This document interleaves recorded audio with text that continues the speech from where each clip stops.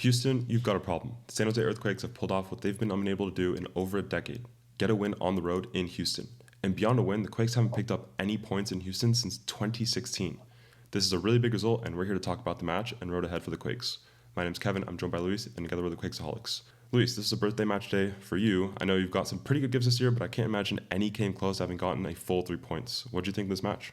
Yeah, you're absolutely right about that. I think it was a fantastic result, especially after the disappointing game against San Diego.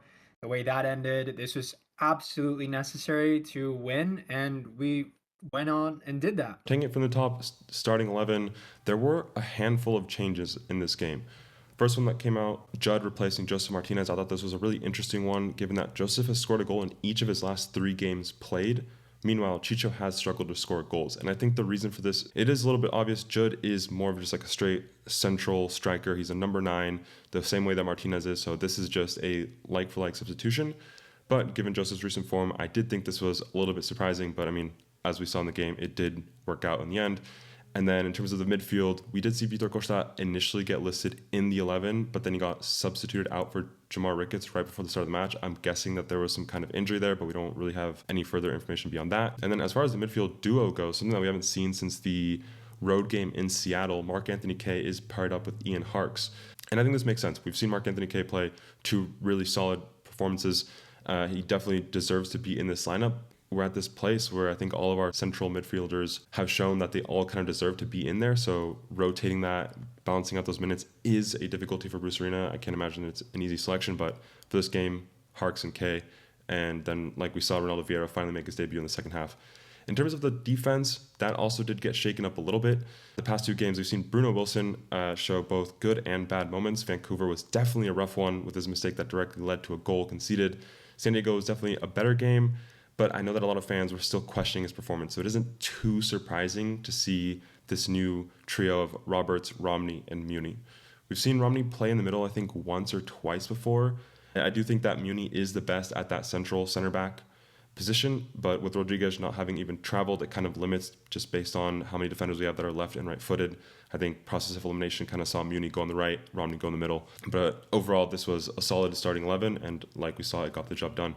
So, Luis, what did you think of the match itself in terms of the tactical sense? Yeah, I thought it was good. It's interesting that you point out the Martinez substitution. I guess I lost count. I wasn't aware that he had scored in the past 3 games. I thought you said but coming into the Houston game. I honestly was pretty happy to see Judd in the starting 11. I think that Judd just gives you a bit more verticality. He runs in behind. He's going to work a lot harder. I mean, I think it was in the first 8-9 seconds where he was already pressing their back line, and I think even got a touch just from the get-go. And I also think that opens up some space in behind for Espinoza and Chicho in that kind of like 10 supportive position.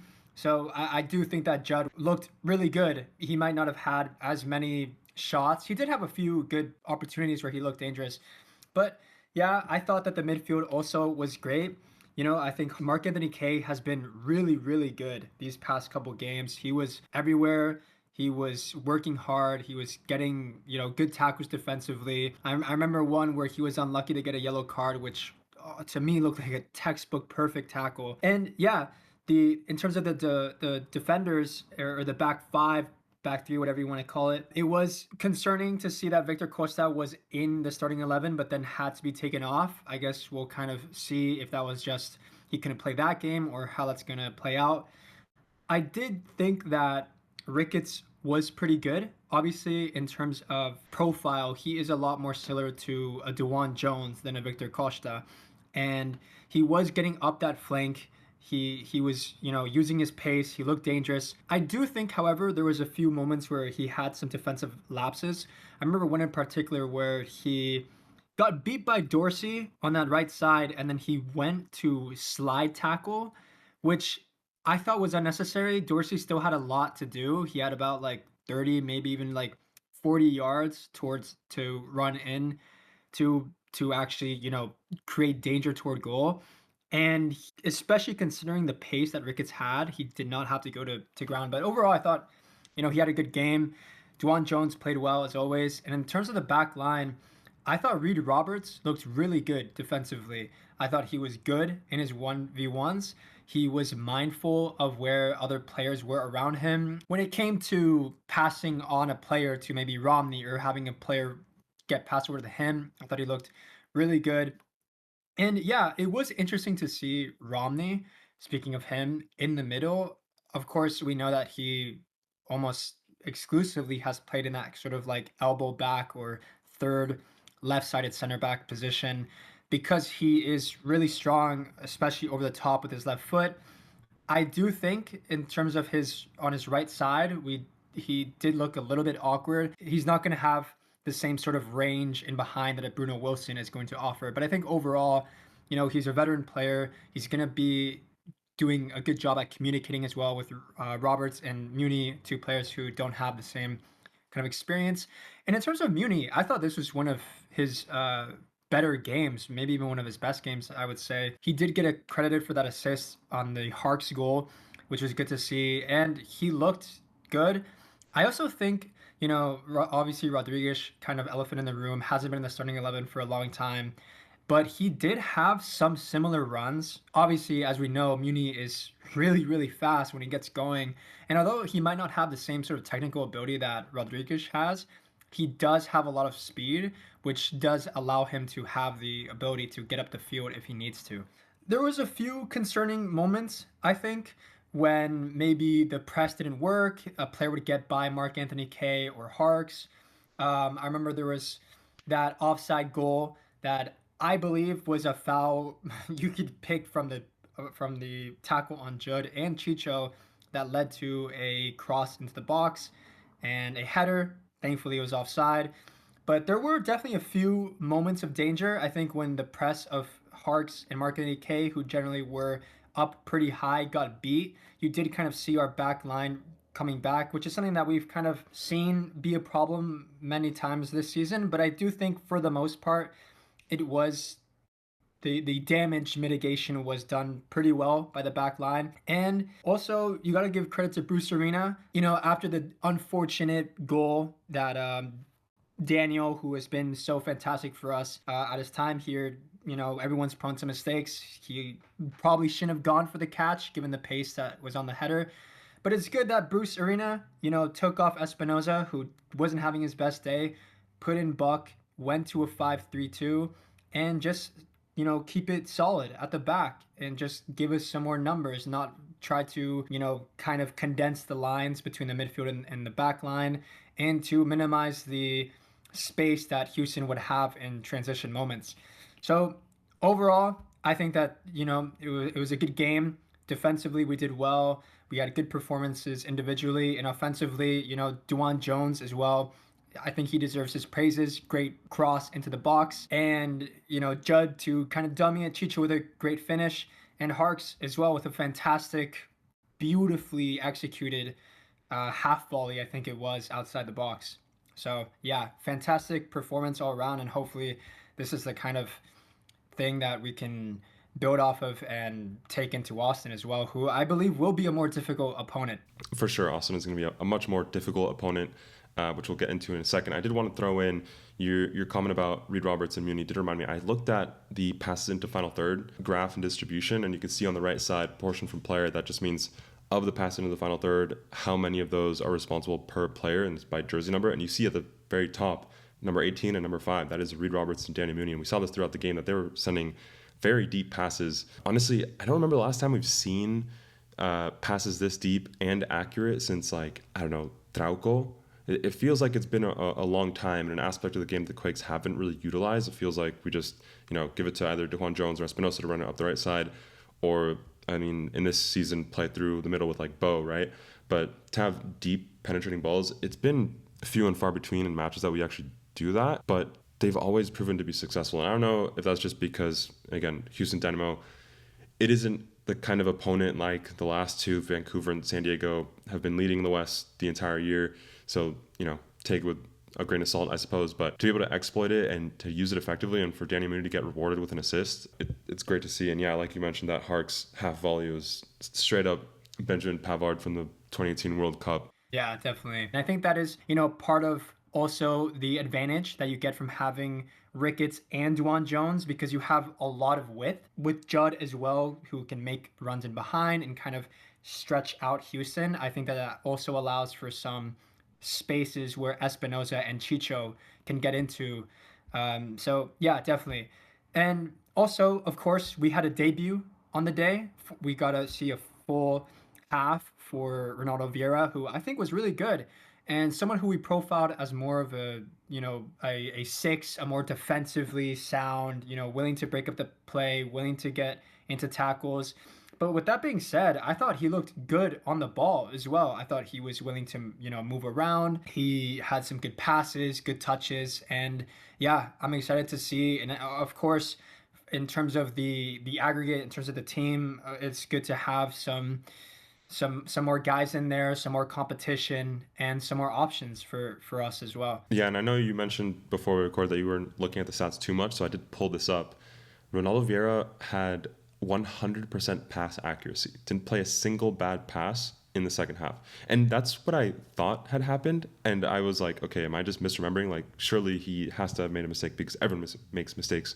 And no, it indeed was 100% pass accuracy. And he had 30 touches in the second half, which compares to Kaye having 28 touches on the ball in the first half and Harkes having 45 across a whole 90 minutes. So this isn't like, yeah, he had 100% pass accuracy on a very small sample. He was a very involved player, playing very well. We did have some doubts, coming from a team that was second division in Italy, and it was a club that was fighting against relegation to third division. But I mean, you watch just this half, and you wouldn't have expected that. And I think at the end of the game is the sensation that I have is that this is a very promising player. But of course, this is not a big enough sample size by any means.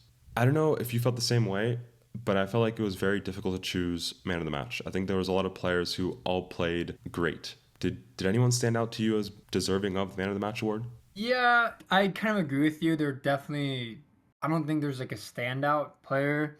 I thought Chicho had some good touches. Of course, he has the goal, and that's always going to help out. But in terms of overall performances, I thought Munie looked good. Of course, got the assist. Juwan Jones also looked really good. But yeah, I think there was a lot of, really solid performances. No like stand out though, I would say. Yeah, that's funny because that's the exact three names that I had in my notes: Chicho, Jones, and Munie. But picking between them, it's tough. And then in terms of club news, there was a pretty big one. Amal Pellegrino has been transferred to San Diego FC after having been almost completely off the radar for like the last 3 match days. I think this makes sense. I think this is something that had to happen in terms of where the club was, in terms of where he was, in terms of honestly how the fans in general felt. The actual terms of the deal, I don't think they're that great on paper. I think it was like 300,000 in GAM. But then the Quakes still are responsible for part of his salary, which is pretty elevated to begin with. If I remember correctly, it was like 900,000. But I mean, if this is a player that is not playing, not getting minutes, and the times that he does get minutes, it isn't that fruitful. I think it is.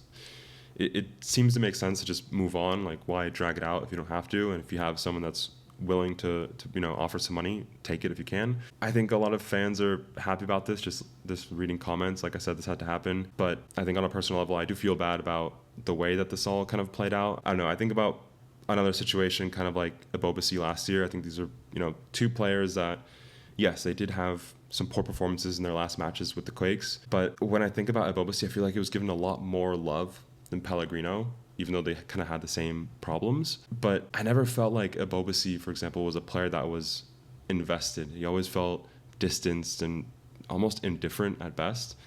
Whereas with Pellegrino, I always did think that he did care about the club. He did, he was great with the fans. And that's also, I guess, like bias from like personal experiences, going to away games that we suffer a terrible loss. And then he's like the only player that comes to acknowledge the fans. It feels bad to me, the way this all played out, but I totally understand in terms of like the results and the sporting side of it. I think this makes the most sense for everyone. But yeah, did you have any other thoughts on this one? Yeah, I do think, I mean, I myself, I was definitely in the camp of, Pellegrino critique. I do think that being said, I do think it's a little unfortunate the way things played out.